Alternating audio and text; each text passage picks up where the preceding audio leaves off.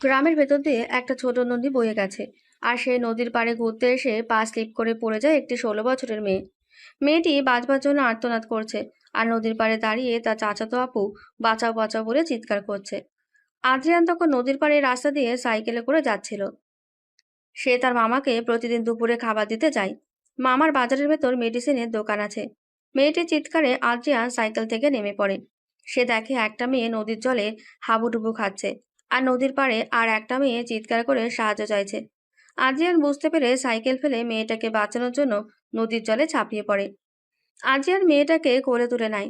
মেয়েটি ভয় পেয়ে আদ্রিয়ানের গলা জড়িয়ে ধরে। মেয়েটা কিছুটা জল খেয়েছিল, তাই আদ্রিয়ান পেটে চাপ দিতেই জল বের হয়ে যায়। মেয়েটা তখনও ভয়ে কাঁপছে। আদ্রিয়ান বলল, কোনো ভয় নেই আপনার, আপনার কিছু হবে না। মেয়েটা তখন হাত জোর করে কাঁপা কাঁপা কণ্ঠে বলল। অনেক ধন্যবাদ। তখন পাশ থেকে মেয়েটার চাচাতো আপু কেয়া বলল, অনেক হয়েছে, আর তোর এখানে কাজ নেই। ও এবার বাড়িতে যেতে পারবে, তুই এখন এখান থেকে যা। আদ্রিয়ান জানে এই মেয়েটা তাকে পছন্দ করে না, তাই সে আর সেখানে দাঁড়িয়ে না থেকে সাইকেল নিয়ে বাড়ি চলে আসে। বাড়িতে আসতে দেরি হয়েছে, আবার ভাইয়ার জামা প্যান্ট ভিজে গেছে দেখে তার বোন বলল, ভাইয়া, তোর এত দেরি হলো কেন? তারপর আবার জামা প্যান্ট ভিজে গেছে, কোথায় পড়ে গিয়েছিলি? বোনের কথায় আদ্রিয়ান বলল, আসলে আমি যখন বাড়ি আসছিলাম তখন একটা মেয়ে নদীর জলে পড়ে গিয়েছিল, আর তার আপু বাঁচাও বাঁচাও বলে চিৎকার করছিল। তাকে বাঁচানোর জন্য আমি নদীতে ঝাঁপিয়ে পড়ে মেয়েটাকে বাঁচাই। মেয়েটা কে রে ভাইয়া? মনে হচ্ছে ওই পাড়ার কেয়ার চাচার মেয়ে। মাঝে মাঝে মেয়েটাকে আমি ওদের বাড়িতে দেখেছি, তবে ওরা এখানে থাকে না, ওরা শহরে থাকে। তবে মেয়েটা মাঝে মাঝে আসে। ঠিক আছে ভাইয়া, তুই চেঞ্জ করে আয়, আমি তোর খাবার বাড়ছি। এদিকে বাড়িতে এসে কেয়া দেখে নীলাশা চুপচাপ শুয়ে আছে আর গভীরভাবে কিছু ভাবছে। কেয়া জিজ্ঞাসা করে, কি ব্যাপার, কি নিয়ে এত ভাবছিস? আসলে কিছুক্ষণ আগের বিষয়টা নিয়ে ভাবছি। যদি ডুবে যেতাম তাহলে তো আমি মরেই যেতাম। মরে তো যাসনি, বেঁচে গেছিস। তাই এখন ভাবনা চিন্তা বাদ দে। আর তুই অত বড় মেয়ে, সাঁতার জানিস না কেন? যদিও আমিও সাঁতার জানি না। আমি তো যেতে চাইনি, তুমিই তো জোর করে নিয়ে গেলে আপু। যদি বাবা জানতে পারে বকাবকি করবে। তুমি বাবাকে বলবে না। আমার বইয়েই আছে, হ্যাঁ। তারপরের দিন বিকেলবেলা কেয়ার সাথে নীলাশা বাজারে গিয়েছিল। কেয়া দোকানের ভেতরে ঢুকেছিল কিছু কিনতে, আর নীলাশা রাস্তার ধারে দাঁড়িয়েছিল। ঠিক সেই সময় আদ্রিয়ান ওখান দিয়ে যাচ্ছিল। নীলাশা আদ্রিয়ানকে দাঁড় করায় আর জিজ্ঞাসা করে, আমাকে চিনতে পারছেন? হুম। আমার নাম নীলাশা। আমি কেয়া আপু চাচাতো বোন। তবে আমরা এখানে থাকি না, আমরা বসিরহাটে থাকি। ওখানে আমাদের বাড়ি আছে। আসলে সেই দিন নদীর পাড়ে ঘুরতে গিয়েছিলাম, আর কিভাবে পা স্লিপ করে পড়ে গিয়েছিলাম জানি না। আমি সাঁতার জানি না, তাই খুব ভয় পেয়ে গিয়েছিলাম। আপনি আমার অনেক বড় উপকার করেছেন। তা না হলে হয়তো সেই দিন আমার জীবনের শেষ দিন হতো। আপনি আমার জীবনের দান করেছেন, আপনাকে কখনো ভুলে যাব না। নীলাশার কথা শুনে আদ্রিয়ান হাসে আর বলে, জন্ম মৃত্যু তো আল্লাহর হাতে। আমি কি? আমি নিমিত্ত মাত্র রাস্তা দিয়ে যাচ্ছিলাম, আপনার আপুর চিৎকারে ছুটে গেলাম, আর কিছু নয়। ভাইয়া, একটা কথা বলছিলাম। বলুন। আমি আপনার থেকে বয়সে ছোট, তাই আমাকে আপনি বলার দরকার নেই। আমার বয়স 16 বছর। এবছর মাধ্যমিক দিয়েছি। আমি ছুটি পেলেই মাঝে মাঝে আসি এখানে। গ্রামের সৌন্দর্য, বিশেষ করে ওই নদীর দিকটা আমার খুব ভালো লাগে। তারপর একটু থেমে বলল, বলছিলাম ভাইয়া, আপনার ফোন আছে? হ্যাঁ আছে। আপনি নাম্বারটা আমায় দিবেন? কেন? এমনি চাইছিলাম। আমি পরশুদিন চলে যাচ্ছি। আমি শুনেছি আপনি পড়াশোনায় খুব ভালো। ইংলিশে অনার্স করছেন। যথেষ্ট মেধাবী। খেলাধুলোতে খুব ভালো। যদি সাহায্য লাগে কোনো বিষয়ে, তাই ফোন নাম্বার চাইছিলাম। তারপর নীলাশা মজা করে বলল, আবার যদি কোনোদিন নদীতে ডুবে যাই, তাহলে আপনি আবার আমাকে বাঁচাবেন? আদ্রিয়ান কিছু কথা বলে না, ফোনের নাম্বারটা নীলাশাকে দেয়। তারপর আর কিছুক্ষণ কথা বলে ওরা, আদ্রিয়ান দেখতে পায় কে আসছে, তাই আদ্রিয়ান আসছি বলে ওখান থেকে চলে যায়। ঠিক সেই সময় কে আসে আর নীলাশাকে বলল, তুই ওর সাথে কি কথা বলছিলি? কিছু না তো। কালকে আমাকে বাঁচালো, তাই ধন্যবাদ দিলাম। একটা কাজের জন্য কতবার ধন্যবাদ দিবি? একবার তো দিয়েছিস, আজকে আবার কি করতে? তুমি বুঝতে পারছো আপু, ও আমার জীবন বাঁচিয়েছে, তাই ওকে সারা জীবন ধন্যবাদ দেব। আমার কালকে যা অবস্থা হয়েছিল, নিঃশ্বাস বন্ধ হয়ে আসছিল, আমি ধরেই নিয়েছিলাম আমি আর বাঁচবো না। উনি তো মৃত্যুর মুখ থেকে বাঁচিয়েছে আমাকে। বাবা যদি শোনে, বাবাও খুব খুশি হবে। তবে প্রথমে আমাকে একটু বকাবকি করবে, আমি বাবাকে বাড়ি গিয়ে বলবো। ঠিক আছে, চল এখন। তার কিছুদিন পর রাতের বেলা আদ্রিয়ান যখন পড়ছিল, ঠিক সেই সময় ফোনটা বেজে ওঠে। দেখে অপরিচিত নাম্বার। সে ফোনটা রিসিভ করে ওপাশ থেকে একটা মিষ্টি মেয়ের গলা শুনতে পায়। মেয়েটি বলে, আসসালামু আলাইকুম ভাইয়া, আমি নীলাশা, আপনাদের গ্রামেরই মেয়ে আমি, যদিও আমরা অন্য জায়গায় থাকি। এবার নিশ্চয়ই বুঝতে পারছেন, আশা করি আর পরিচয় দিতে হবে না। নীলাশার কথা বুঝতে পেরে আদ্রিয়ান হাসে, আর হাসতে হাসতে বলল, ওয়ালাইকুম সালাম, বুঝতে পেরেছি, তাই আর পরিচয় দিতে হবে না। কিছুক্ষণ দুজনে নীরব। তারপর নীলাশা বলল, আপনার কথা খুব মনে হচ্ছিল, তাই ফোন করলাম। রাগ করেনি তো? না না, রাগ করিনি, ঠিক আছে, বলেন। এটা ঠিক নয়। আমি সেই দিন আপনাকে বললাম আমাকে আপনি বলার দরকার নেই, আবার আমাকে আপনি বলছেন। সরি।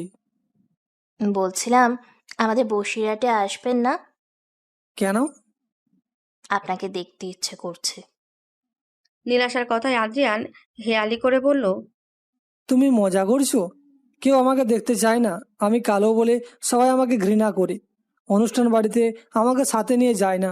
আবারও বাড়িতে অনুষ্ঠান হলে আমাকে বাড়িতে থাকতে বারণ করে। আর তুমি আমাকে বলছো দেখতে ইচ্ছে করছে? এত অপমান!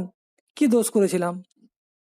আদ্রিয়ানের কথা শুনে নীলাশা কেঁদে ফেলে, আর কাঁদতে কাঁদতে বলল, আমি জানি না কার চোখে আপনি কি রকম, কিন্তু আমার চোখে আপনি স্রষ্টার শ্রেষ্ঠ আবিষ্কার। তাই আপনাকে কখনো ভুলে যাব না। আমি প্রতি মুহূর্তে আপনাকে মনে রাখছি। প্লিজ আমাকে উপেক্ষা করবেন না, শুধু একবার দেখা করুন, অনেক কিছু বলার আছে। নীলাশার এই কথা আদ্রিয়ান উপেক্ষা করতে পারে না। কিছু তো ছিল সেই ডাকে। তাই সে বলল, কবে, কোথায় দেখা করব? আপনি জানেন তো বসিরহাট শহর। আপনি বসিরহাট স্টেশনে চলে আসবেন। সামনের রবিবার দিন আমার গানের ক্লাস আছে, বিকেল 4টের মধ্যে ওখানে চলে আসবেন। আমি আপনার সাথে দেখা করব। কোনো কাজ রাখবেন না। চেষ্টা করব। নীলাশার কথা মতো আদ্রিয়ান রবিবার বিকেল 4টেই বসিরহাট স্টেশনে চলে আসে। কিছুক্ষণের মধ্যেই নীলাশা চলে আসে, আর আদ্রিয়ানকে দেখে বলল, সরি, আসলে স্যার আজকে একটু দেরি করে ছাড়লো। ধন্যবাদ, আপনি আমার কথা রেখেছেন। চলুন কোথাও বসে কথা বলি। তারপর দুজনে একটা রেস্টুরেন্টে ঢোকে। রেস্টুরেন্টে একটু শেষের দিকেই তারা বসে, আর নীলাশা কাপড়ে পর্দা টেনে দেয়, যাতে কেউ ওদের দেখতে না পায়। নীলাশার এই কাণ্ডে আদ্রিয়ান বলল, পর্দা দিলে কেন নীলাশা? যদি পরিচিত কেউ দেখতে পায়, তাহলে বাবাকে গিয়ে বলে দেবে। বাবা আবার বকাবকি করবে। ও আচ্ছা, বুঝতে পেরেছি। নীলাশা আদ্রিয়ানকে জিজ্ঞাসা করলো, কি খাবে বলো? তোমার যেটা খেতে ইচ্ছে করছে সেটাই অর্ডার দাও। ঠিক আছে, আজকে আমি আমার পছন্দের অর্ডার দিচ্ছি। এর পরের দিন তোমার পছন্দের খাবার খাবো। তারপর নীলাশা এগরোল অর্ডার করে। খেতে খেতে নীলাশা বলল, সামনে তো পরীক্ষা, কেমন প্রস্তুতি চলছে?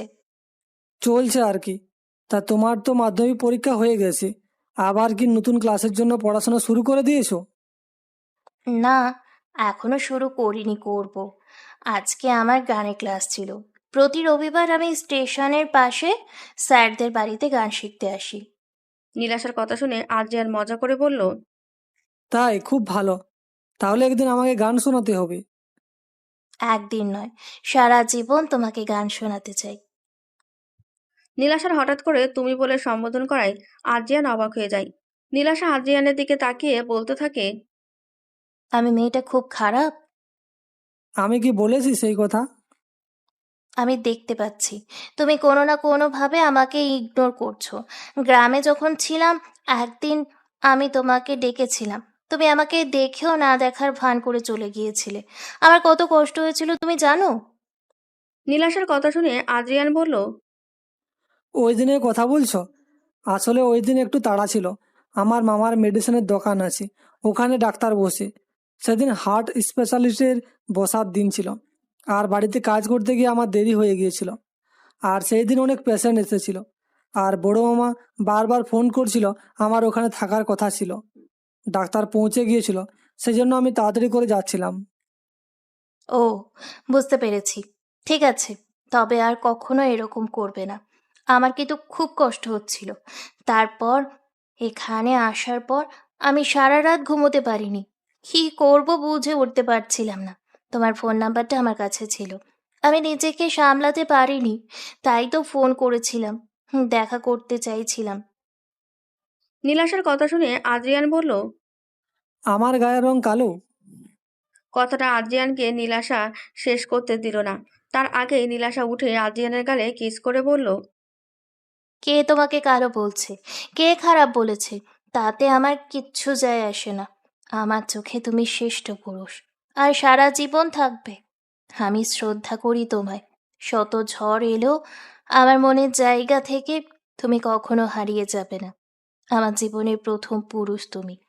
আমার এই 16 বছর বয়সে তোমার প্রতি আমার যে অনুভূতি, তা আমি দমিয়ে রাখতে পারছি না। তাই আজকে বলে দিলাম, ভালোবাসি আমি তোমায়। অনেক অনেক ভালোবাসি। নীলাশার কথা শুনে আদ্রিয়ান অবাক হয়ে গেল, আর কথা বলার শক্তি হারিয়ে গেল।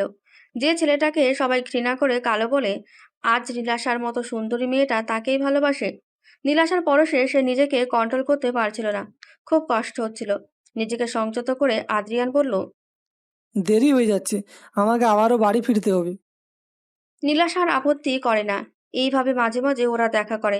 এইভাবে কেটে গেল একটা বছর। এইদিকে কেয়া নীলাশাদের বাড়িতে এসেছিল, আর নীলাশার ফোনটা তখন কেয়ার কাছে ছিল।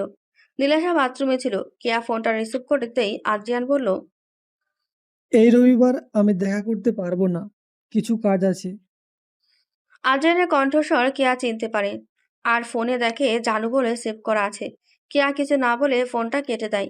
নীলাশা আসলে কেয়া বলল, তুই গ্রামের ওই কালো কুৎসিত ছেলের সাথে প্রেম করছিস? তোর কি রুচি রে নীলাশা?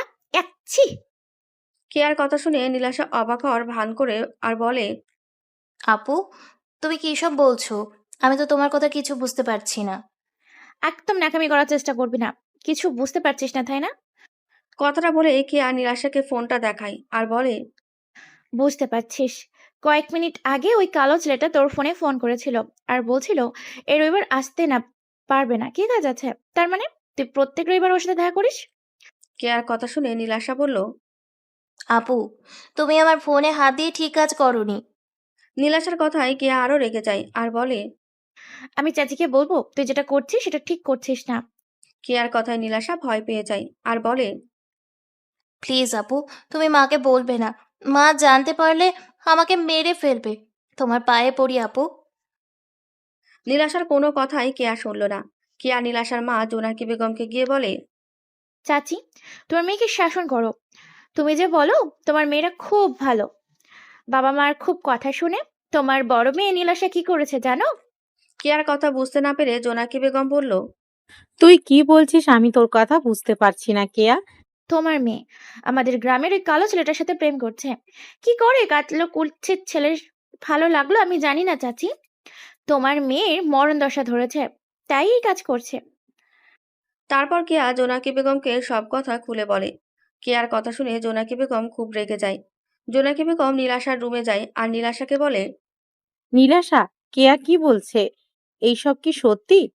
তুই ওই কালো কয়লাটার সাথে প্রেম করছিস? মায়ের কথায় নীলাশা আমতা আমতা করে বলে, মা, ও খুব ভালো। গায়ের রংটা কালো তো কি হয়েছে? ওর মনটা খুব ভালো। ও পড়াশোনা খেলাধুলো সবেতেই ভালো।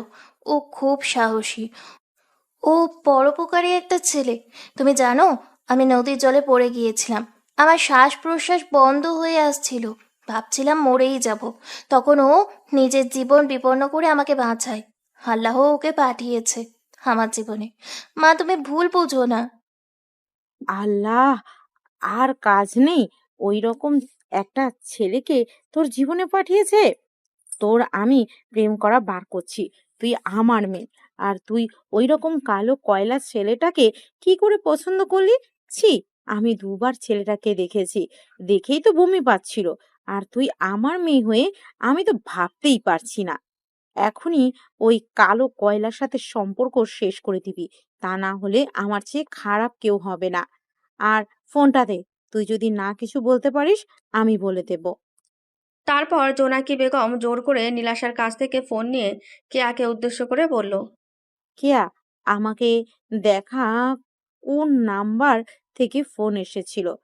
কেয়া চেক করে জানু কোনো নাম দেখতে পায় না। সে বুঝতে পারে নীলাশা ডিলিট করে দিয়েছে। সে জোনাকি বেগমকে বলল, চাচি, তোমার মেয়ে কত চালাক দেখেছো? নাম্বারটাও ডিলিট করে দিয়েছে। এখানে লিখেছিল এ জানো, আর এখন কোথাও দেখতে পাচ্ছি না। বুঝতে পারছো তোমার মেয়ে কতটা বেড়ে গেছে? কেয়ার কথা শুনে জোনাকি বেগম নীলাশাকে হুমকি সুরে বলে, তুই আমায় চিনিস তো? যদি আমার কথা না শুনিস, ওই ছেলেকে আমি খুন করব। আর সেই সাথে তোর মতো মেয়েকেও গলায় দড়ি দিয়ে ঝুলিয়ে দিব। আর বাবাকে বলে কোনো লাভ নেই, তোর বাবা আমাকে বিশ্বাস করে, আর আমি যা বলি সেটাই করি। নীলাশা জানে তার মায়ের অনেক বড় বড় লোকের সাথে ওঠা বসা। মায়ের বিউটি পার্লার আছে, ওখানে অনেক লোক আসে। এমনকি কিছু প্রমোটারের সাথেও মায়ের সম্পর্ক ভালো। মা চাইলে তাদেরকে দিয়ে সব কাজ করাতে পারে। যদিও মাকে বোঝানো যেত, কিন্তু কিয়া সে তো তার মায়ের ব্রেন ওয়াশ করেই চলেছে। নীলাশা কাঁদতে কাঁদতে তার মাকে বলল, মা, তুমি ওর কোনো ক্ষতি করো না। আমি কথা দিচ্ছি, আমি ওর সাথে আর কথা বলবো না। নীলাশার কথায় ওর মা খুব খুশি হলো আর বলল, গুড! আমি তো এটাই চাইছিলাম। আমি মিস্টার হাসানকে বলে রেখেছি, তোর গ্রাজুয়েশন কমপ্লিট করার পরেই তোকে ওর ছেলের সাথে বিয়ে দিব। ওর ছেলে এখন কানাডায় স্টাডি করছে। ওদের বড় বিজনেস, ওর সাথে বিয়ে হলে তুই সুখে থাকবি। আর ছেলেটাকে দেখতে খুব সুন্দর। আমি দেখছি ছেলেটাকে, ওরও তোকে পছন্দ আছে। শুধু তোর বয়স কম বলে এখন বিয়ে দিচ্ছি না, কিন্তু এরপর যদি কিছু শুনি আমি ঠিক করেছি, তাহলে বিয়ে দিয়ে দেবো। তারপর বাবা, মা, বোনকে ছেড়ে কানাডা চলে যাবে। মা, আজকে তুমি যাকে কালো কয়লা বলছো, একদিন তাকে তুমি হীরা বলবে। তুমি দেখবে, আমি তোমাকে বলে দিচ্ছি, এই ছেলের জন্য তুমি একদিন গর্ব অনুভব করবে।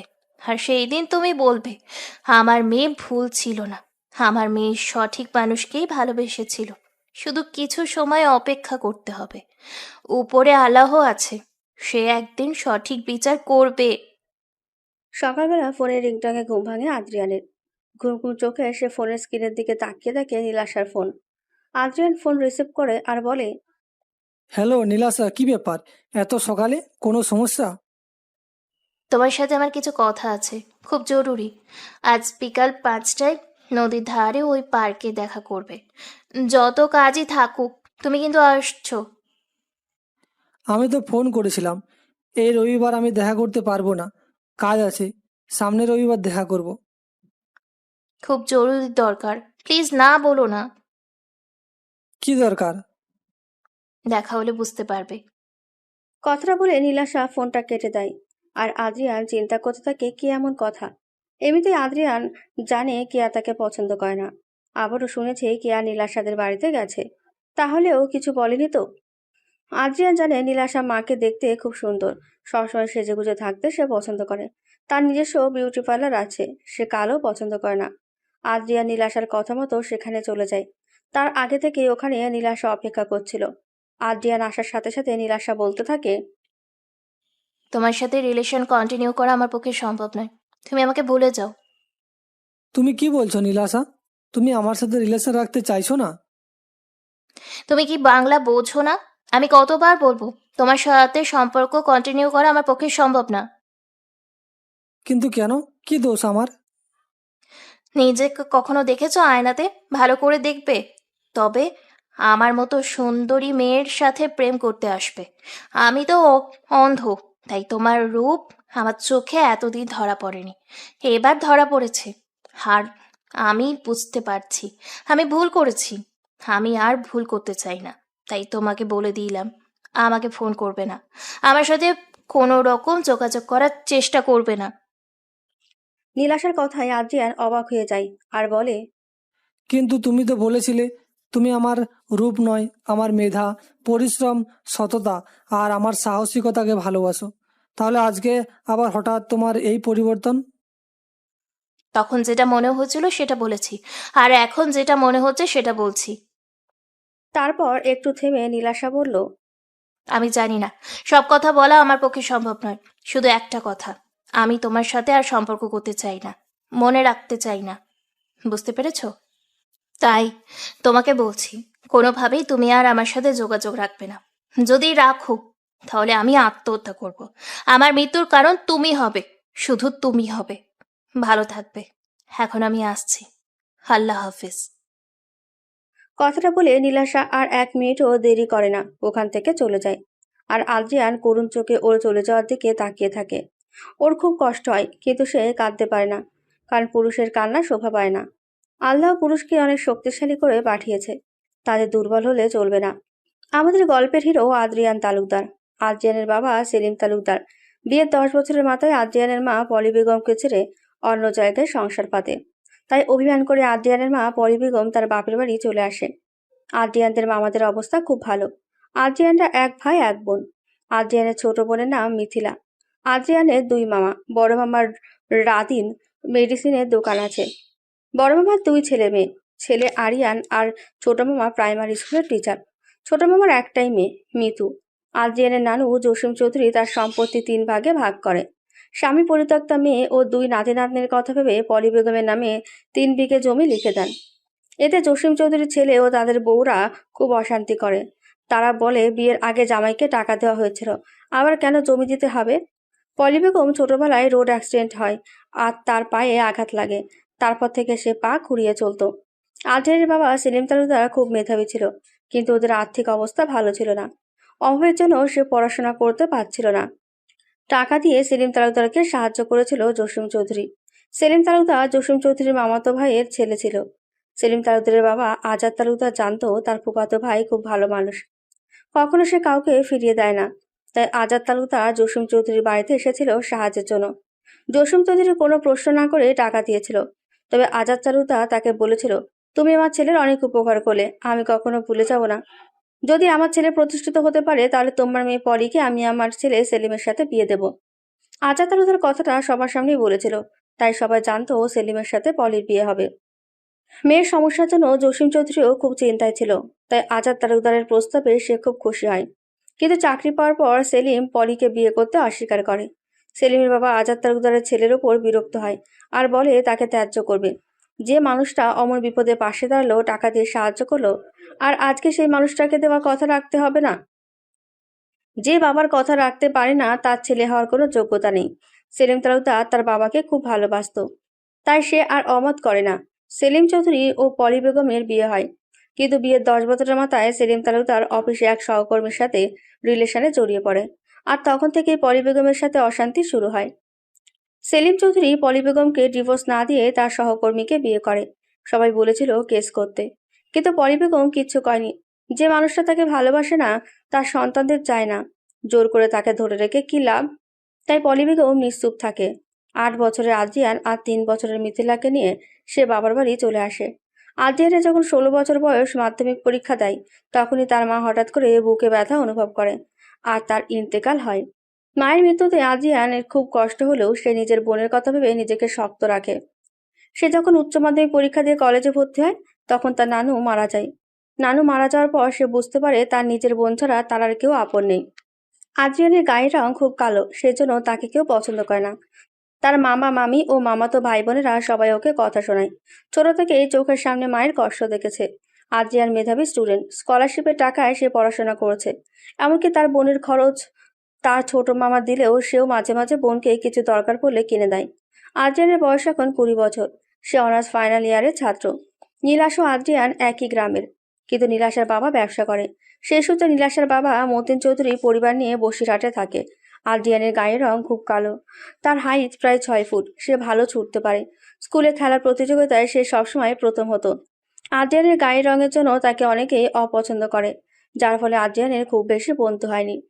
মা ও নানু মারা যাওয়ার পর একমাত্র তার ছোট বোন তাকে ভালোবাসে। কালো হলেও আদ্রিয়ান সাহসী ও মেধাবী, সেজন্য নীলাশার মতো মেয়ের মন জয় করেছিল। নীলাশার কাছ থেকে আঘাত পেয়ে আদ্রিয়ান খুব ভেঙে পড়ে। আজ 1 বছর নীলাশার সাথে ওর সম্পর্ক। আদ্রিয়ানের পড়াশোনায় মন বসে না। আদ্রিয়ান রুমে চুপচাপ শুয়েছিল। ঠিক সেই সময় তার বড় মামি শেফালি বেগম রুমে ঢোকে আর আদ্রিয়ানকে শুয়ে থাকতে দেখে জিজ্ঞাসা করে, কি ব্যাপার, তুই এই অসময়ে রুমে শুয়ে আছিস কেন? তোর তো মামার দোকানে যাওয়ার কথা ছিল। মাথাটা টিপ টিপ করছে, তাই একটু শুয়েছিলাম। কাজের সময় শুধু শরীর খারাপের বাহানা। তোর মাও যেমন ছিল, আর তোরা দুই ভাই বোন ঠিক তাই হয়েছিস। সে যাই গে, তোর মামা ফোন করেছিল, তুই যাসনি বলে তাই দেখতে এলাম। এক্ষুনি উঠে মামার দোকানে যাবি। আর কালকে তুই একবার তোর মীরা আপুর বাড়ি যাবি। তোর আপুর জন্য একটু আচার বানিয়েছি, দিয়ে আসবি। আপুর খেতে ইচ্ছা করেছে, আর এই সময় কিছু খেতে ইচ্ছা করলে দিতে হয়। আপুর বাড়ি যেতে হবে শুনে আদ্রিয়ান বলল, ঠিক আছে মামি, যাব। কালকে সকালে যাবি। আচ্ছা ঠিক আছে। আমি সব গুছিয়ে রাখছি, তুই গিয়ে দিয়ে আসবি। কথাটা বলে শেফালি বেগম চলে যায়। রুমে তখন তার বোন মিথিলা ছিল। মিথিলা আদ্রিয়ানের উদ্দেশ্যে বলল, ভাইয়া, তুই যে মীরা আপুর বাড়ি যাবি বললি, আপুর শ্বশুর বাড়ির লোক তোকে পছন্দ করে না। আপু তো নিজেই তোকে যেতে বারণ করেছে। বোনের কথা শুনে আদ্রিয়ান একটা দীর্ঘ নিঃশ্বাস ফেলল। তারপর বলল, কি করব বল, উপায় তো নেই। আবার যদি না যাই, এখানে মামি কথা শোনাবে। তা ঠিক কথা, আমাদের তো সারা জীবনই এই রকম কথা হজম করে থাকতে হবে। আল্লাহ কবে আমাদের দিকে তাকাবে? কবে থেকে আমরা ভালো থাকবো ভাইয়া? তারপর একটু থেমে আবার মিথিলা আদ্রিয়ানকে উদ্দেশ্য করে বলল, জানিস ভাইয়া, ও বাড়ির কাদের মামা বলছিল তোর নানু তো তোদের মায়ের নামে জমি লিখে দিয়েছে। তোর মামা বাড়ির লোকেদেরও এত কথা শোনার থেকে তোরা দুই ভাই বোনে আলাদা থাকতে পারিস তো, তোদেরও তো কষ্ট হবে না। মিথিলা যখন আদ্রিয়ানকে কথাগুলো বলছিল, ঠিক সেই সময় রুমে আসে আদ্রিয়ানের ছোট মামার মেয়ে মিতু। সে এসে মিথিলাকে বলল, তোরা দুই ভাই বোনে কি কথা বলছিস? আমি সব শুনতে পেয়েছি। তোরা জমির ভাগ নিয়ে আলাদা হওয়ার কথা বলছিস। বাবা বড় আব্বু বাড়ি আসুক, আমি সব বলবো। মিতুর কথায় আদ্রিয়ান উঠে পড়ে আর মিতুর সামনে গিয়ে হাত জোর করে বলে, আমি তোকে হাত জোড় করে বলছি মিতু, তুই বাড়িতে কাউকে কিছু বলিস না। মিথিলা ছোট, ও বলে ফেলেছে, ও তো জানে না।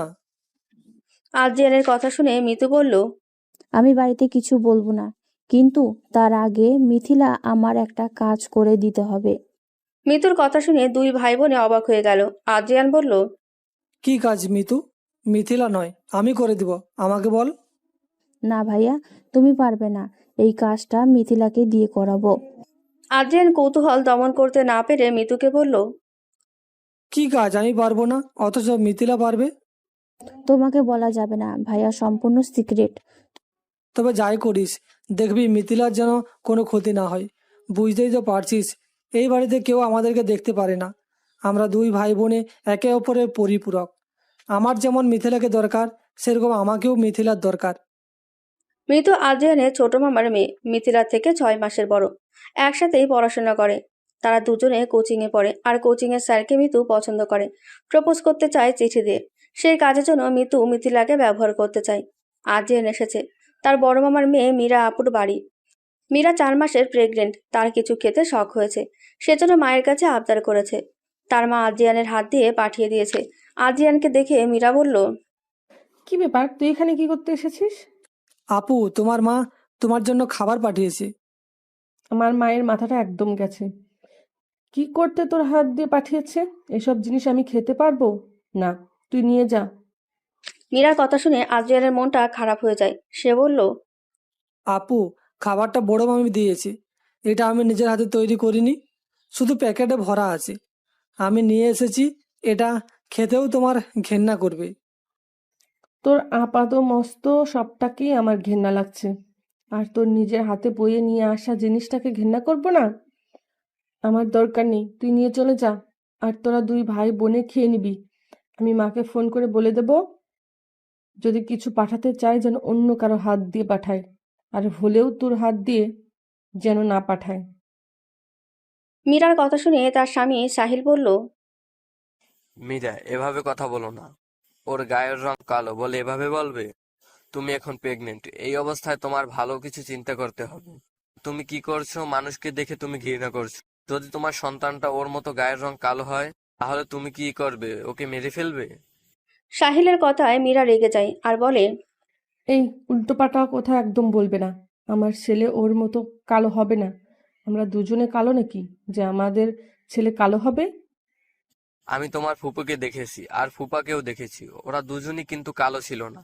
তাহলে আদ্রিয়ান কিভাবে কালো হলো? এসব আল্লাহর হাতে। আল্লাহ কখন কাকে কি রকম করে পাঠায় কেউ কি বলতে পারে?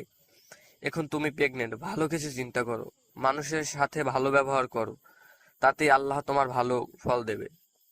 আদ্রিয়ান কোনো কথা না বলে সাহিলকে খাবারটা দিয়ে চলে আসে। আসার সময় আদ্রিয়ান দেখতে পায় রাস্তা দিয়ে নীলাশা আর কেয়া দুজনে যাচ্ছে। আদ্রিয়ান তাকিয়েছিল, নীলাশা তাকাতেই দুজনে চোখাচোখি হয়। নীলাশা চোখ নামিয়ে নেয়। হঠাৎ আদ্রিয়ানকে দেখে কেয়া বলে ওঠে, ওই দেখ নীলাশা, তোর কালাজা, ছি, কি ছিঁড়ি, ছ্যা। কথাটা আদ্রিয়ান শুনতে পায়। সে কিছু না বলে সাইকেলে চেপে বাড়ির পথে রওনা হয়।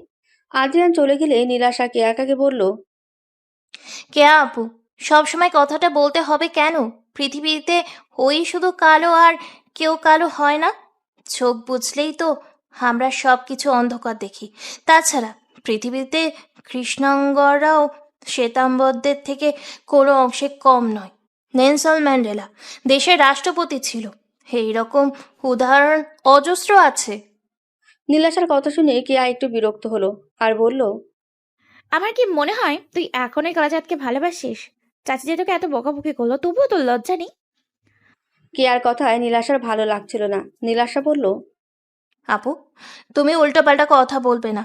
ওটা একটা আবেগ ছিল, যেটাকে আমি দমিয়ে রাখতে পারিনি। কারণ ও যেই দিন আমাকে ঝাঁপ দিয়ে নদী থেকে বাঁচিয়েছিল, সেই দিন ওর সাহসিকতা, কর্তব্য জ্ঞান আমার ভালো লেগেছিল। অনেকেই তো দেখেছিল আমি জলে পড়ে গেছি, কেউ কি আমাকে সাহায্য করেছিল? কিন্তু নিজের কথা চিন্তা না করে ও আমাকে বাঁচিয়েছিল। তা না হলে এতদিন আমি আল্লাহর কাছে চলে যেতাম। ওর ব্যবহার আমায় মুগ্ধ করেছিল, তাই ওর প্রতি যেটা ছিল সেটা ক্ষণিকের আবেগ। ওটাকে ভালোবাসা বলে না। আমি ওকে নাম্বার দিয়েছিলাম ফোন করার জন্য, আমিও ফোন করতাম, ভালো বন্ধু তৈরি হয়েছিল। আর তুমি তার নাম দিয়েছো ভালোবাসা? আর মায়ের কাছে উল্টোপাল্টা কথা বলে মায়ের মনটা তুমি বিষিয়ে দিলে। আর মা আমাকে বকাবকি করলো, আমি বাধ্য হলাম ওকে কথাগুলো বলতে। কিন্তু এখানে ওর কোনো দোষ নেই। তাই দ্বিতীয় দিন আর এইসব নিয়ে কথা বলবে না। আমি এখন আমার পড়াশোনা আর গান নিয়ে ব্যস্ত আছি, তাই উল্টাপাল্টা কথা বলে আমাকে আর কষ্ট দেবে না। নীলাশার কথা শুনে কেয়া বলে, আমি যেটা করেছি ঠিকই করেছি, আর তোর জন্যই ভালো করেছি। তুই তাতে আমার ভুল বুঝলে আমার কিচ্ছু যায় আসে না। আমি আরিয়ানকে বলেছি, তুমি যদি আমাকে বিয়ে করতে চাও তাহলে বাড়ির মধ্যে আমি থাকবো না, আমাকে নিয়ে আলাদা বাড়িতে থাকতে হবে।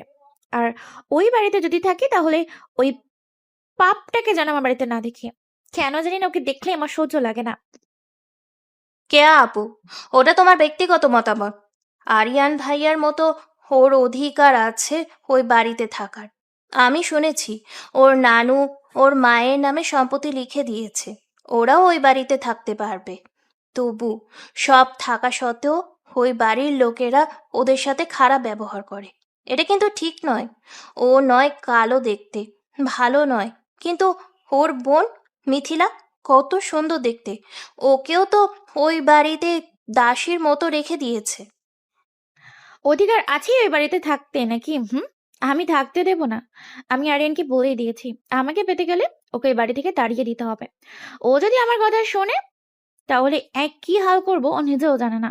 আমাকে চেনে না তো, আমি কি চিনিস? কেয়ার কথা শুনে নীলাশা মনে মনে বলে, সে আমি জানি, তুমি আরিয়ান ভাইয়ার জীবনটা অন্ধকারের মধ্যে ডুবিয়ে দেবে। আরিয়ান ভাইয়া আলোর দিশা খুঁজে পাবে না। আরিয়ান হলো আদ্রিয়ানের বড় মামার ছেলে। কেয়ার সাথে দীর্ঘদিনের সম্পর্ক। আদ্রিয়ান কেয়াকে বিয়ে করতে চায়। আদ্রিয়ান একজন মেকানিক ইঞ্জিনিয়ার। সে ব্যারাকপুরে থাকে। ছুটির দিনে সে বাড়িতে আসে। এদিকে মিথিলা অনেকক্ষণ দাঁড়িয়ে আছে সে স্যারকে চিঠি দেবে বলে। কিছুক্ষণ পর স্যার বাইক রেখে ভেতরে ঢোকে আর মিথিলা সেই সুযোগে বাইকের ওপর চিঠিটা রেখে চলে আসে। কোচিং স্যার সায়ন চৌধুরী চাকরির প্রস্তুতি নিচ্ছে, সেই সাথে এই কোচিংয়ে পড়াচ্ছে যাতে তার প্রিপারেশন ভালো হয়। মিথিলা ও মিতি দুজনই তার ছাত্রী। মিতু আগেই ক্লাসে বসেছিল, তারপর স্যারের পারমিশন নেয় আর বলে, স্যার আসবো? কালো বলে এভাবে বলবে? তুমি এখন প্রেগনেন্ট, এই অবস্থায় তোমার ভালো কিছু চিন্তা করতে হবে। তুমি কি করছো? মানুষকে দেখে তুমি ঘৃণা করছো। যদি তোমার সন্তানটা ওর মতো গায়ের রং কালো হয়, তাহলে তুমি কি করবে? ওকে মেরে ফেলবে? সাহিলের কথায় মীরা রেগে যায় আর বলে, এই উল্টোপাল্টা কথা একদম বলবে না। আমার ছেলে ওর মতো কালো হবে না। আমরা দুজনে কালো নাকি যে আমাদের ছেলে কালো হবে? আমি তোমার ফুপুকে দেখেছি আর ফুপাকেও দেখেছি, ওরা দুজনই কিন্তু কালো ছিল না। তাহলে আদ্রিয়ান কিভাবে কালো হলো? এসব আল্লাহর হাতে। আল্লাহ কখন কাকে কি রকম করে পাঠায় কেউ কি বলতে পারে? এখন তুমি প্রেগনেন্ট, ভালো কিছু চিন্তা করো, মানুষের সাথে ভালো ব্যবহার করো, তাতে আল্লাহ তোমার ভালো ফল দেবে। আদ্রিয়ান কোনো কথা না বলে সাহিলকে খাবারটা দিয়ে চলে আসে। আসার সময় আদ্রিয়ান দেখতে পায় রাস্তা দিয়ে নীলাশা আর কেয়া দুজনে যাচ্ছে। আদ্রিয়ান তাকিয়েছিল, নীলাশা তাকাতেই দুজনে চোখাচোখি হয়। নীলাশা চোখ নামিয়ে নেয়। হঠাৎ আদ্রিয়ানকে দেখে কেয়া বলে ওঠে, ওই দেখ নীলাশা, তোর কালা যা, ছি, কি ছিঁড়ি, ছে। কথাটা আদ্রিয়ান শুনতে পায়। সে কিছু না বলে সাইকেলে চেপে বাড়ির পথে রওনা হয়। আদ্রিয়ান চলে গেলে নীলাশা কেয়াকে বলল, কেয়া আপু, সবসময় কথাটা বলতে হবে কেন? পৃথিবীতে ওই শুধু কালো আর কেউ কালো হয় না। চোখ বুঝলেই তো আমরা সব কিছু অন্ধকার দেখি। তাছাড়া পৃথিবীতে কৃষ্ণাঙ্গরাও শ্বেতাম্বরদের থেকে কোনো অংশে কম নয়। নেলসন ম্যান্ডেলা দেশের রাষ্ট্রপতি ছিল, এইরকম উদাহরণ অজস্র আছে। নীলাশার কথা শুনে কেয়া একটু বিরক্ত হলো আর বলল, আমার কি মনে হয় তুই এখনই কালাচাঁদকে ভালোবাসিস? চাচি যে তোকে এত বকাবকি করলো, তবুও তোর লজ্জা নেই? কেয়ার কথায় নীলাশার ভালো লাগছিল না। নীলাশা বলল, আপু, তুমি উল্টোপাল্টা কথা বলবে না। ওটা একটা আবেগ ছিল, যেটাকে আমি দমিয়ে রাখতে পারিনি। কারণ ও যেই দিন আমাকে ঝাঁপ দিয়ে নদী থেকে বাঁচিয়েছিল, সেই দিন ওর সাহসিকতা, কর্তব্য জ্ঞান আমার ভালো লেগেছিল। অনেকেই তো দেখেছিল আমি জলে পড়ে গেছি, কেউ কি আমাকে সাহায্য করেছিল? কিন্তু নিজের কথা চিন্তা না করে ও আমাকে বাঁচিয়েছিল। তা না হলে এতদিন আমি আল্লাহর কাছে চলে যেতাম। ওর ব্যবহার আমায় মুগ্ধ করেছিল, তাই ওর প্রতি যেটা ছিল সেটা ক্ষণিকের আবেগ। ওটাকে ভালোবাসা বলে না। আমি ওকে নাম্বার দিয়েছিলাম ফোন করার জন্য, আমিও ফোন করতাম। ভালো বন্ধু তৈরি হয়েছিল। আর তুমি তার নাম দিয়েছ ভালোবাসা? আর মায়ের কাছে উল্টোপাল্টা কথা বলে মায়ের মনটা তুমি বিষিয়ে দিলে। আর মা আমাকে বকাবকি করলো, আমি বাধ্য হলাম ওকে কথাগুলো বলতে। কিন্তু এখানে ওর কোনো দোষ নেই। তাই দ্বিতীয় দিন আর এইসব নিয়ে কথা বলবে না। আমি এখন আমার পড়াশোনা আর গান নিয়ে ব্যস্ত আছি, তাই উল্টাপাল্টা কথা বলে আমাকে আর কষ্ট দেবে না। নীলাশার কথা শুনে কেয়া বলে, আমি যেটা করেছি ঠিকই করেছি, আর তোর জন্যই ভালো করেছি। তুই তাতে আমার ভুল বুঝলে আমার কিচ্ছু যায় আসে না। আমি আরিয়ানকে বলেছি, তুমি যদি আমাকে বিয়ে করতে চাও তাহলে বাড়ির মধ্যে আমি থাকবো না, আমাকে নিয়ে আলাদা বাড়িতে থাকতে হবে। আর ওই বাড়িতে যদি থাকি তাহলে ওই পাপটাকে যেন আমার বাড়িতে না দেখি। কেন জানি না, ওকে দেখলে আমার সহ্য লাগে না। কেয়া আপু, ওটা তোমার ব্যক্তিগত মতামত। আরিয়ান ভাইয়ার মতো ওর অধিকার আছে ওই বাড়িতে থাকার। আমি শুনেছি ওর নানু ওর মায়ের নামে সম্পত্তি লিখে দিয়েছে, ওরাও ওই বাড়িতে থাকতে পারবে। তবু সব থাকা সত্ত্বেও ওই বাড়ির লোকেরা ওদের সাথে খারাপ ব্যবহার করে। এটা কিন্তু ঠিক নয়। ও নয় কালো দেখতে, ভালো নয়, কিন্তু ওর বোন মিথিলা কত সুন্দর দেখতে। ওকেও তো ওই বাড়িতে দাসীর মতো রেখে দিয়েছে। অধিকার আছে ওই বাড়িতে থাকতে নাকি? আমি থাকতে দেব না। আমি আরিয়ানকে বলেই দিয়েছি, আমাকে পেতে গেলে ওকে এই বাড়ি থেকে তাড়িয়ে দিতে হবে। ও যদি আমার কথা শোনে তাহলে কি হাল করব ও নিজেও জানে না। আমাকে চেনে না তো, আমি কি চিনিস? কেয়ার কথা শুনে নীলাশা মনে মনে বলে, সে আমি জানি, তুমি আরিয়ান ভাইয়ার জীবনটা অন্ধকারের মধ্যে ডুবিয়ে দেবে। আরিয়ান ভাইয়া আলোর দিশা তুই তো স্যারকে ভালোবাসিস, আর আমি স্যারকে নিয়ে এইসব কথা স্বপ্নেও ভাবিনি। স্যার আমার থেকে অনেক বয়সে বড়, তাকে আমি শ্রদ্ধা করি। এসব সম্পর্ক কখনোই সম্ভব নয়। তুই তো বলছিস তুই স্যারকে পছন্দ করিস, তুই আমাকে দিয়ে চিঠি লেখালি, আবার আমাকে দিয়ে চিঠিটা স্যারের বাইকে রেখে আসতে বললি, আর এখন আমাকে বলছিস তুই বলবি তুই স্যারকে ভালোবাসিস। মিথিলার কথা শুনে মিতু রেগে যায় আর বলে, আমি জানি না, আমার বাড়ির লোক যেন কোনোভাবে জানতে না পারে। যদি বাবা কোনোভাবে জানতে পারে তাহলে তোকে আমি ছাড়বো না। তোকে আমি এমন শাস্তি দেব তুই কল্পনাও করতে পারবি না। ভয়ে ভয়ে মিথিলা অফিসে আসে আর পারমিশন নাই। স্যার আসবো? হ্যাঁ, এসো। স্যার আমি ডেকেছিলেন? সায়ন তখন ল্যাপটপে বসে কাজ করছিল। মিথিলাকে বলল। হ্যাঁ, সায়ন চিঠিটা বের করে মিথিলাকে দেয় আর বলে, এই চিঠিতে কি লেখা আছে তুমি আমাকে পড়ে শোনাও। মিথিলা চিঠিটা নিয়ে দাঁড়িয়ে থাকে না। সায়ন ধমক দেয় আর বলে, আমি কি বললাম তুমি শুনতে পেলে না? মিথিলা ছুটে এসে সায়নের পায়ের উপর পড়ে কান্না করতে থাকে আর বলে, স্যার আপনি কাউকে বলবেন না প্লিজ, প্লিজ স্যার, আমি পড়াশোনা করতে চাই। আমি যদি আপনি যদি বাড়িতে বলেন ওরা আমাকে তাড়িয়ে দিবে। ভাইয়া শুনলে আমাকে বকাবকি করবে। বিশ্বাস করুন স্যার, আমার মা এরকম শিক্ষা আমাদের দেয়নি, আর আমার ভাইয়া এসব পছন্দ করে না। সায়ন মিথিলাকে তুলে দাঁড় করায় আর বলে, তুমি কান্না করবে না। আমি জানি কেউ তোমাকে প্রেশার দিয়েছে এই কাজ করার জন্য। তুমি সত্যিটা বলো, কাউকে বাঁচানোর জন্য চেষ্টা করবে না। সায়নের কথা শুনে মিথিলা আরো জোরে কান্না করা শুরু করে দেয় আর বলে, স্যার আমি যদি সত্যিটা বলে দিই ওরা আমাদের দুই ভাই বোনকে বাড়িতে থাকতে দিবে না। মিথিলার কথা বুঝতে পেরে সায়ন মিথিলাকে বলল, ঠিক আছে, যেটা জিজ্ঞাসা করব সেটা সত্যি বলবে তো? কাউকে বাঁচানোর চেষ্টা করবে না তো? তারপর সায়ন মিথিলাকে বলল, এটা তোমার মামাতো বোন মিতুর কাজ, তাই তো? আমি জানি এটা মিতুর কাজ। তোমাকে দিয়ে চিঠিটা লিখিয়েছে, আবার তোমাকে আমার বাইকের ওপরে রাখতে বলেছে। সব বুঝতে পারছি। আবার দুজনের প্রথম অক্ষর এম দিয়ে শুরু। বুঝতে পারছো মিথিলা তুমি কত বোকা? ওই মিতু তোমাকে দিয়ে কত খারাপ কাজ করিয়েছে।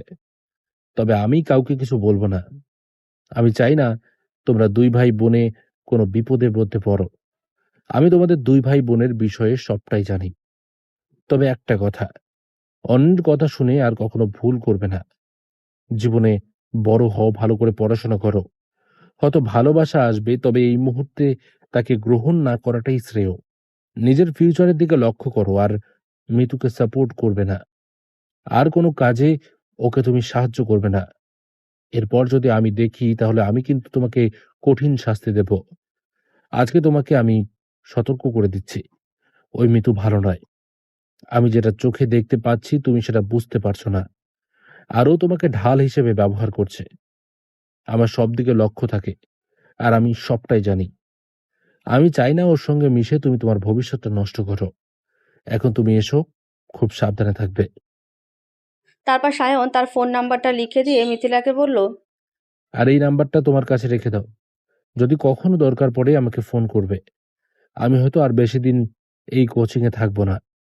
সায়নের কথা কিছু বুঝতে না পেরে মিথিলা বলে, স্যার কেন স্যার, আপনি এই কোচিং এ থাকবেন না? আমার আমার ব্যবহারে আপনি কষ্ট পেয়েছেন? মিথিলার কথা শুনে সায়ন হাসে আর বলে, ধুর পাগলি, আমি তোর জন্য এই কোচিং ছাড়ছি না। এমনিতে আমি চাকরির প্রস্তুতি নিচ্ছিলাম, যার জন্য আমি কোচিংয়ে ঢুকেছিলাম। আমি পাশ করে গেছি, আর খুব তাড়াতাড়ি আমি কলেজের প্রফেসর পদে জয়েন করছি। সেজন্য এই চাকরিটা আমি ছেড়ে দিচ্ছি। তারপর কিছুক্ষণ থেকে মিথিলাকে বলল, তোমাকে আমার কিছু বলার আছে মিথিলা, কিন্তু তোমার বয়স কম। তুমি সেই অনুভূতি এখন বুঝবে না। আগে বড় হও, ঠিক সময়ে আমি তোমাকে বলবো। আর এখান থেকে বেরিয়ে যাওয়ার পর যদি মিতু তোমায় কিছু বলে, তুমি বলবে স্যার বলেছে আমার ভাইয়াকে জানাবে। আর কিছু বলার দরকার নেই। আর আমি যে আমার পার্সোনাল নাম্বার তোমাকে দিয়েছি এটা যেন মিতু না জানে। স্যার। অফিস রুম থেকে মিথিলা বাইরে বেরিয়ে এলে মিতু ঝাঁপিয়ে পড়ে মিথিলার উপর আর বলল, তুই নিশ্চয়ই স্যারের কাছে আমার নাম বলে দিয়েছিস। না, আমি কারোর নাম বলিনি, আমি নিজে সব দোষ স্বীকার করেছি, সেজন্য স্যার আমাকে পানিশমেন্ট দিয়েছে। পানিশমেন্ট? কিসের পানিশমেন্ট? মিথিলা নিজের হাত দেখিয়ে বলল। স্যার সরি দিয়ে আমার হাতে মেরেছে, আর বলেছে দ্বিতীয় দিনে যেন আমি যদি কিছু করি তাহলে ও আমার ভাইয়াকে আর দুই মামাকে বলে দিবে। মিথিলার কথায় মিতু যেন হাঁপ ছেড়ে বাঁচল। তারপর বলল, ঠিক আছে, চল এখন। তবে এই সায়ন চৌধুরীকে আমি ছাড়বো না। ওকে যখন আমার ভালো লেগেছে তখন ওকে আমি আমার করে নেবই। এটা আমার চ্যালেঞ্জ। এদিকে রাতের দিকে কেয়া আরিয়ানকে ফোন করে আর বলে, কি গো, আর কতদিন আমাকে অপেক্ষা করাবে? আর অপেক্ষা করতে হবে না, সামনের মাসে বাড়ি যাচ্ছি। তারপরে বাবা মাকে বলবো তোমার আমার সম্পর্ক। ঠিক আছে, অসুবিধা নেই। তবে একটা কথা বলে দিলাম, ওই বাড়িতে কিন্তু আমি থাকবো না। কেন থাকবে না?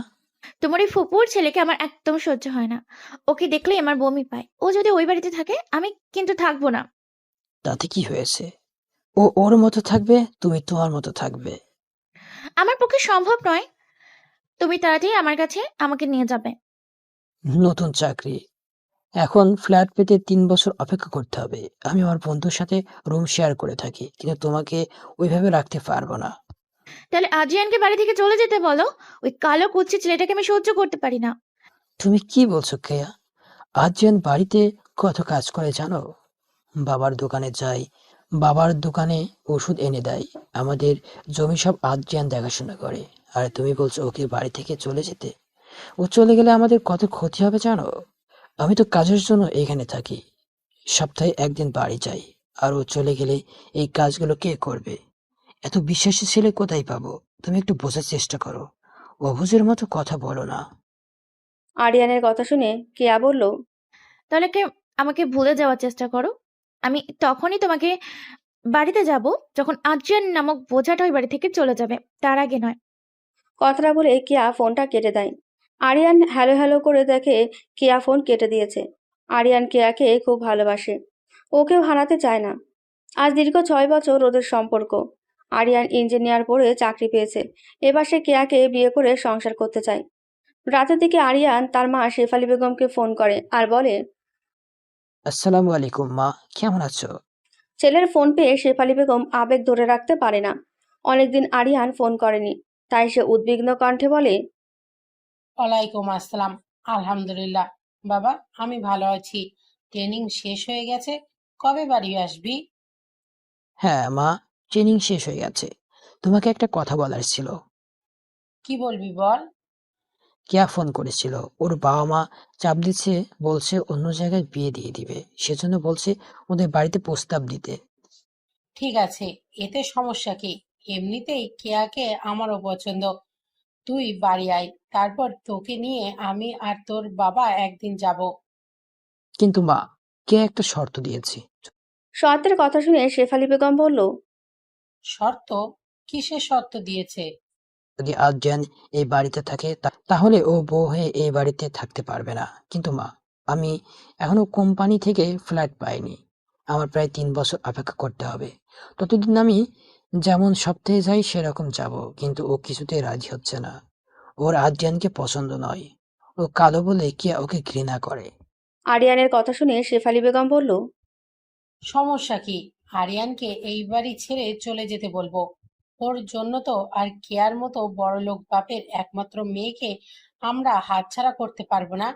ওর বাবার অনেক সম্পত্তি আছে, আর ও ওর বাবা মার একমাত্র সন্তান। তুই তো সেই সবেরই মালিক হবি। আর আরিয়ানের কথা বলছিস, ওকে আমি ও তোর আপু সহ্য করতে পারে না। শুধু তোর বাবার দোকানে একটু দেখাশুনো করে বলে সেই জন্য কিছু বলি না। ও না থাকলে তখন লোক নিয়ে কাজ করাবো। তবে ও থাকার চেয়ে না থাকাই অনেক ভালো। ও বাড়ি থেকে চলে যাওয়াই ভালো। মায়ের কথা শুনে আরিয়ান বলল, মা, তুমি কি বলছো? আর্যন চলে গেলে ওর মতো বিশ্বাসী ছেলে আর পাবো? তাছাড়া নানু ফুপির নামেও কিছু জমি ওই বাড়িতে লিখে দিয়েছে। আর ফুপির ছেলে মেয়ের হওয়ার জন্য ওদের অধিকার আছে ওইখানে থাকার। এইসব নিয়ে তোকে এত চিন্তা করতে হবে না।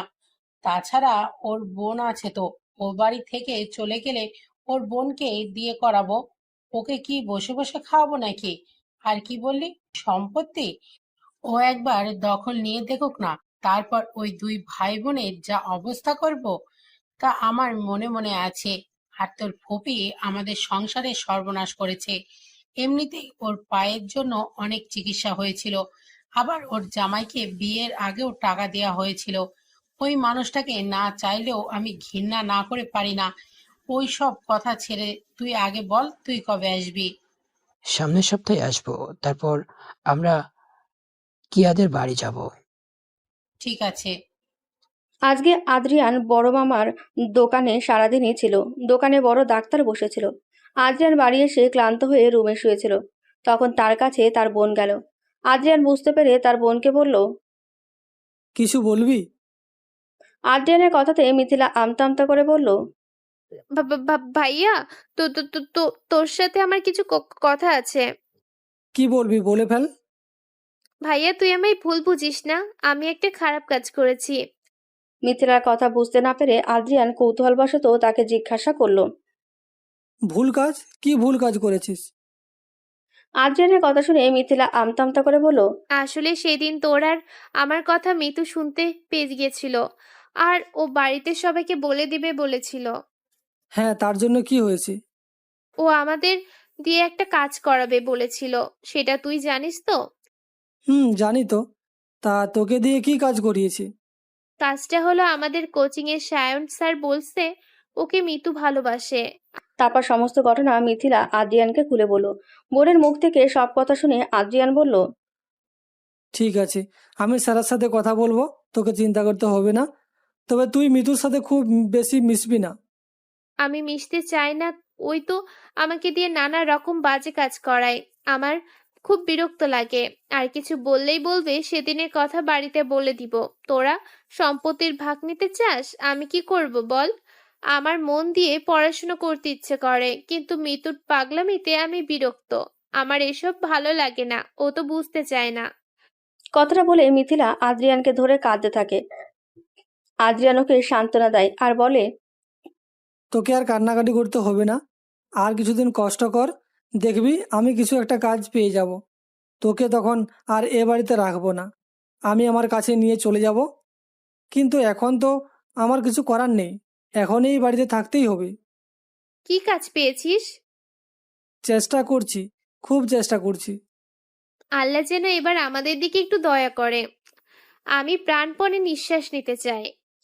এদিকে আরিয়ান বাড়িতে এসেছে। ওরা কেয়াকে দেখতে যাবে। কেয়ার বাবা মাকে আরিয়ানের বাবা আগে জানিয়েছিল ওদের আরিয়ানকে পছন্দ, তাই আর কোনো সমস্যা নেই। কেয়া নীলাশার মাকে ফোন করে আর বলল। চাচি, নীলাশা কোথায়? কেন? কি হয়েছে? তুমি কালকে নীলাশাকে নিয়ে একবার আমাদের বাড়িতে আসবে? কেন কিয়া? তুমি জানো তো চাচি, আরিয়ানের সাথে আমার দীর্ঘদিনের একটা সম্পর্ক। আরিয়ান এখন ইঞ্জিনিয়ার, ভালো কোম্পানিতে চাকরি পেয়েছে। ও আমাকে বিয়ে করতে চাইছে। এমনিতে আমার বাবা মার মত আছে, আর ওর বাবা মারও মত আছে। তাই ওরা কালকে আমাকে দেখতে আসবে। তাই বলছিলাম তুমি নীলাশাকে নিয়ে আম, আসবে আমাদের বাড়িতে। তোমারও তো বিউটি পার্লারে ট্রেনিং আছে, ভালো সাজাতে পারো, তাই বলছিলাম। ঠিক আছে, আমি যাব কালকে। তবে নীলাশা যাবে কিনা বলতে পারছি না, ওর প্রাইভেট পড়া আছে। নীলাশাকে নিয়ে আসো না। তোকে দেখতে আসবে, আমি তোকে সাজিয়ে দেব। আর সেখানে নীলাশা গিয়ে কি করবে? আসলে কেয়া নীলাশাকে আসতে বলেছিল, তার কারণ আরিয়ানের সামনে আদ্রিয়ান আর নীলাশার বিষয়টা বলবে, আর ও চায় সেটা নীলাশাকে দিয়ে বলাতে। কিন্তু জোনাকি বেগম যখন রাজি হলো না, কেয়া কিছু বলল না। নীলাশা তখন স্কুলে ছিল। ও বাড়ি এলে ওর মা বলল। নীলাশা, কেয়া ফোন করেছিল কালকে ওকে আরিয়ানের পরিবারের লোক দেখতে আসবে, সেই জন্য আমাকে যেতে বলেছে ওকে সাজিয়ে দেওয়ার জন্য। আর সাথে তোকেও নিয়ে যেতে বলেছে। মায়ের কথা শুনে নীলাশা বলল। এ তো ভালো কথা, কিন্তু আমি গিয়ে কি করব মা? ও বলেছিল তোকে নিয়ে যাওয়ার কথা, তবে আমি বললাম ওর প্রাইভেট পড়া আছে। তারপরও আর কিছু বলেনি। আরিয়ান ইঞ্জিনিয়ার, ভালো কোম্পানিতে চাকরি করে, খুব ভালো হয়েছে। কেয়ার কপালটা খুব ভালো। তবে কেয়ার বিয়েতে যদি যাস, তুই কিন্তু ওই কালো ছেলেটার সাথে একদম কথা বলবি না। এবার যদি কিছু আমি শুনি। কথাটা জোনাকি বেগমকে শেষ করতে দেয় না। তার আগে নীলাশা তার মায়ের কাছে গিয়ে বলে। কি করবে বলো? আমাকে মেরে ফেলবে? মেরে ফেলো। আমি তো ওর সাথে সব সম্পর্ক ছিন্ন করে দিয়েছি। বারবার কেন তুমি ওর প্রসঙ্গ তুলো? ওটা আমার জীবনে একটা ভুল ছিল। আমি আর দ্বিতীয়বার সেই ভুল করব না। তুমি তোমার নিজের মেয়েকে বিশ্বাস করতে পারো না? কেমন মা তুমি? মনে হচ্ছে মায়ের উপর খুব রেগে আছিস। রুমে গিয়ে এখন বিশ্রাম নে। আমি তোর সাথে পরে কথা বলবো। কালো ছেলের বিষয়টা বাদে তুমি সব বিষয়ে কথা বলতে পারো। নীলাশার কথায় জোনাকি বেগম হাসতে হাসতে বলল, গুড। আমি তো এটাই চাইছিলাম। যাকে শেষ পর্যন্ত আমার মেয়ে নিজের ভুল বুঝতে পেরেছে। মায়ের কথায় নীলাশা কিছু বলে না। সে নিজের রুমে চলে আসে আর দরজা বন্ধ করে দিয়ে সে কান্না করতে থাকে। আর ফোনের ভেতর আদ্রিয়ানের একটা ছবি ছিল, সেটাকে দেখে বলল, আমি জানি তুমি আমার ভুল বুঝেছো, কিন্তু আমি কি করব? আমি যে তোমায় খুব ভালোবাসি। তোমার ভালোর জন্য আমাকে এই কাজটা করতে হয়েছে। তুমি বিশ্বাস করো, আমি মন থেকে তোমাকে কালো বলতে চাইনি। শুধু মাকে খুশি করার জন্য আমাকে বলতে হলো। তুমি আমায় ক্ষমা করে দিও সোনা। আমি জানি এ জীবনে আমি তোমায় পাবো না, তবু তুমি ভালো থেকো, সুখে থেকো। তুমি যে আমার নিঃশ্বাসের মধ্যে আটকে আছো। আমার জীবনের প্রথম ভালোবাসা তুমি। সারা জীবন তুমিই থাকবে। তোমার জায়গা কেউ কখনো নিতে পারবে না। সারা পৃথিবী তোমায় ঘৃণা করতে পারে, কিন্তু আমি তোমায় অনেক ভালোবাসি প্রিয়। এদিকে কিয়া ও আরিয়ানের বিষয়টা সবাই জানতো, তাই সকলের পছন্দও হয়ে যায়। এবার আরিয়ানদের বাড়িতে গিয়ে বিয়ের দিন ফাইনাল হবে বলা হয়। সকালবেলা শেফালি বেগম আদ্রিয়ানকে বলল, আদ্রিয়ান, তুই কালকে বাড়ি থাকবি না, সারাদিন তোর মামার দোকানে থাকবি। বড় মামির কথা বুঝতে না পেরে আদ্রিয়ান বলল, তুমি কি বলছো মামি? বড় আমার দোকানে সারাদিন? কিন্তু কাল যে অনেক কাজ আছে। বাগান পরিষ্কার করতে হবে, ওখানে আবার নতুন চারা গাছ লাগাতে হবে। কালকে করতে হবে না, কালকে তোর আরিয়ান ভাইয়া বিয়ের ফাইনাল হবে কেয়ার সাথে। কেয়ার মামা ডাক্তার, সে লন্ডন থেকে আসছে তার ফ্যামিলি নিয়ে। কেয়ার বাড়ির লোকেরা আসবে। আর তোর মতো কালো কুচির ছেলে যদি আমাদের বাড়িতে থাকে তাহলে ওরা পাকা কথা বলবে না। আর কেয়া তো জানিসই কত বড়লোক ঘরের মেয়ে, বাবা মার একমাত্র মেয়ে। তাই আমি চাই না তোর জন্য এই বিয়ে ক্যান্সেল হোক। এমনিতেই কেয়া তোকে পছন্দ করে না, বুঝতে পারছিস? সকালবেলা দুটো খেয়ে চলে যাবি, আর বাড়ি আসবি না। বড় মামির কথা শুনে আদ্রিয়ান বলল, ঠিক আছে মামি, কাল সকালেই আমি মামার দোকানে চলে যাব। আদ্রিয়ান কিছু না বললেও মিথিলা বলল, বড় মামি, তুমি কি বলছো? সামনে ভাইয়ার পরীক্ষা, সারাদিন দোকানে বসে থাকলে হবে? ভাইয়ার তা না হলে ওর নিজের রুমে থাকবে, ওদের সামনে আসবে না। তবু ভাইয়া বাড়িতে থাকুক, আর 1 সপ্তাহ পর ওর পরীক্ষা। মিথিলার কথায় রেগে যায় তার বড় মামি শেফালি বেগম, আর রেগে গিয়ে বলল, এই, তোর খুব কথা হয়ে গেছে। কিছু বলিনি বলে খুব বেড়ে গেছিস। আগে আরিয়ানের বিয়েটা হোক, তারপর তোর সাথে আমি বোঝাপড়া করব। তোর সম্বন্ধে অনেক কথাই আমার কানে এসেছে, এখনো কিছু বলিনি। আর কিছুদিন পর এমন শাস্তি দেব যা তুই কল্পনাও করতে পারবি না। বড় মামির কথায় মিথিলা কিছু বলতে গেলেই আদ্রিয়ান তার বোনকে শান্ত করে বলল, মিথিলা, তোকে তো চিন্তা করতে হবে না। আমি সারাদিন দোকানে থাকবো, রাত 10টার পর বাড়ি আসবো। একদিন যদি না পড়তে বসি, আমার কিছু ক্ষতি হবে না। কিন্তু ভাইয়া, বড় মামি কি সব উল্টাপাল্টা কথা বলছে? কিছু বলিনি, তুই চুপ কর বোন। তুই তো জানিস আমরা দু ভাই বোনে একে অপরের অবলম্বন। আদ্রিয়ান তার বড় মামির কথা মতো দোকানে চলে যায়। দুপুরবেলা কাস্টমার কম আসে, সেজন্য আদ্রিয়ান দোকানটা বন্ধ করে মসজিদে যায় নামাজ পড়তে। নামাজ পড়া শেষ হলে মসজিদের সামনে একটা গাছতলায় বসে ওর সাথে একটা বই ছিল, কারণ ওর পরীক্ষা বলে ও বইটা সাথে নিয়ে এসেছিল। মসজিদের কাছে সেই গাছের তলায় এক ব্যক্তি খবরের কাগজ পড়ছিল। আদ্রিয়ান তার পাশে বসে থাকে। ভদ্রলোক কর্মখালি পড়ছে, আর সেখানে চাকরির কথা বলা আছে। আদ্রিয়ানের কৌতূহল হয়। সে সেই ব্যক্তির উদ্দেশ্যে বলল, আসসালামু আলাইকুম চাচা, আমি কি আপনার এই খবরের কাগজটা একবার নিতে পারি? আদ্রিয়ানের কথা শুনে সেই ব্যক্তি আদ্রিয়ানের দিকে তাকালো। তার নাম নুরুল ইসলাম। সে একটা প্রাইভেট কোম্পানিতে কাজ করে। তার শরীর খারাপ বলে আজকে সে যায়নি। মসজিদের সামনেই তার বাড়ি। সে আদ্রিয়ানকে চেনে। তারপর সে তার হাতে কাগজটা দিয়ে বলল, ওয়ালাইকুম আসসালাম। হ্যাঁ, অবশ্যই। তারপর নুরুল ইসলাম আদ্রিয়ানকে বলল, খবরে কাগজ পড়া ভালো, অনেক কিছু জানা যায়। আদ্রিয়ান খবরের কাগজটা নিয়ে নুরুল ইসলামকে উদ্দেশ্য করে বলল। চাচা, একটা কথা জিজ্ঞাসা করব? এই কাগজের যে বিজ্ঞাপন দেওয়া আছে লোক নেবে, এটা কি আদৌ সত্যি? আদ্রিয়ানের কথা শুনে নুরুল ইসলাম বলল। হ্যাঁ, সত্যি তো, কেন মিথ্যা হবে? আমি তো খবরে কাগজ বিজ্ঞাপন দেখে চাকরি পেয়েছি। প্রথম যখন ঢুকেছিলাম তখন মাত্র 10,000 টাকা বেতন ছিল, এখন 25,000 টাকা বেতন পাই। প্রায় 20 বছর হয়ে গেল আমার চাকরি। তাহলে আমি যদি ফর্ম ফিল আপ করি হবে? কেন হবে না? তুমি যদি যোগ্য হও তুমি ঠিক ওই চাকরি পাবে। আমার সামরিক বাহিনীতে চাকরি করার খুব ইচ্ছা আছে, আর এখানে লেখা আছে ফর্ম বেরিয়েছে চাকরির জন্য। তুমি আবেদন করো, চাকরি হয়ে যাবে। তোমার ফিগার ভালো আছে, আমি তোমার মামার মুখে শুনেছি তুমি ভালো ছুটতে পারো, তাই তোমার অসুবিধা হবে না। কিন্তু চাচা, আমার গায়ের রং তো কালো, এতে কোনো সমস্যা হবে না? আদ্রিয়ানের কথা শুনে নুরুল ইসলামের হাসি পায়, কিন্তু সেই হাসি দমন করে বলল। বাবা, আমি তোমার কথা বুঝতে পারছি। তোমার এই গায়ের রং নিয়ে তোমাকে অনেক কথা শোনায়। আমি তো তোমার মামার দোকানে মাঝে মাঝে যাই, তোমার মামি এসে উল্টাপাল্টা কথা বলে তোমার গায়ের রং নিয়ে। আমার খুব বিরক্ত লাগে। একটা কথা শুনে রাখো, গায়ের রং বা দেখতে সুন্দর এটা কোনো চাকরির ক্ষেত্রে বাধার সৃষ্টি করে না। তার যদি মেধা থাকে আর সে যদি যোগ্য হয় তাকে সবাই চাকরি দিবে, কি সরকারি কি প্রাইভেট। এমনকি বিশ্ব সুন্দরী প্রতিযোগিতা গায়ের রংটা কোনো ম্যাটার করে না। তোমার ফিগার ভালো, তোমার সাহস আছে, তুমি ভালো দৌড়াতে পারো। তুমি আবেদন করো, আমি শিওর তুমি পাবে। রাত 10টার পর আদ্রিয়ান বাড়ি আসে। তার মামি তাকে কিছু খেতে দেয় না। বাড়িতে অনেক কিছু ভালো মন্দ খাবার হয়েছে, তবু আদ্রিয়ানের ভাগ্যে কিছুই জোটে না। মিথিলা ওদের বাসন পরিষ্কার করছিল, সেখানে 2টো মিষ্টি ছিল, আর শুকনো মুড়ি দেয় আদ্রিয়ানকে। আদ্রিয়ান বলল। আমি কিছু খাবো না, আমার ভালো লাগছে না। ভাইয়া, না খেয়ে ঘুমালে শরীর খারাপ করবে, তাই তুই দুর্বল হয়ে পড়বি, তখন আবার কাজ করতে পারবি না, আরো কষ্ট দেবে ওরা। তাই 2টো শুকনো মুড়ি হলেও তোকে খেতে হবে। বোনের কথা শুনে আদ্রিয়ান না করতে পারল না। সকালবেলা নাস্তা করে সেই বাড়ি থেকে বেরিয়েছিল দুপুরে। তার আর কিছু খাওয়া হয়নি। তার বড় মামা তাকে 20 টাকা দিয়েছিল, সেটা দিয়ে বিকেলবেলা কচুরি আর ঘুগনি খেয়েছিল।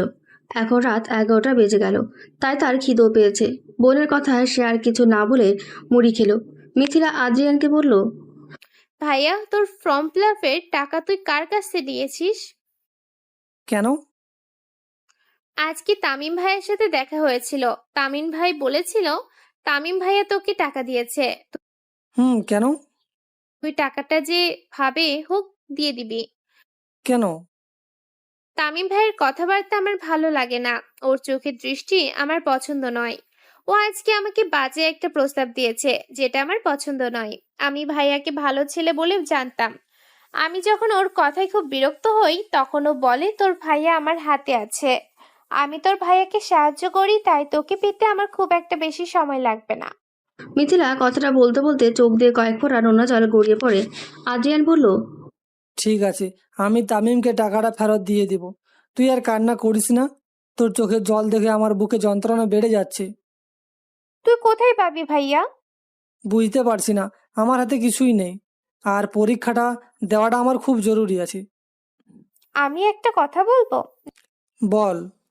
দাদু আমার বিয়ের জন্য ব্যাংকে 1 লাখ টাকা রেখে গেছে, যেটা এই পরিবারের কেউ জানে না। আমার 18 বছর পর তবেই সেই টাকায় আমি হাত দিতে পারবো, আর তুই আমার অভিভাবক হিসেবে টাকা তুলতে পারবি। তাই আমি বলছিলাম ওখান থেকে কিছু টাকা তোল, তুই ওকে দিয়ে দে। মিথিলার কথা শুনে আদ্রিয়ান বলল। কিন্তু নানু, টাকাটা তোর বিয়ের জন্য রেখেছে, আমি কি করে তুলি?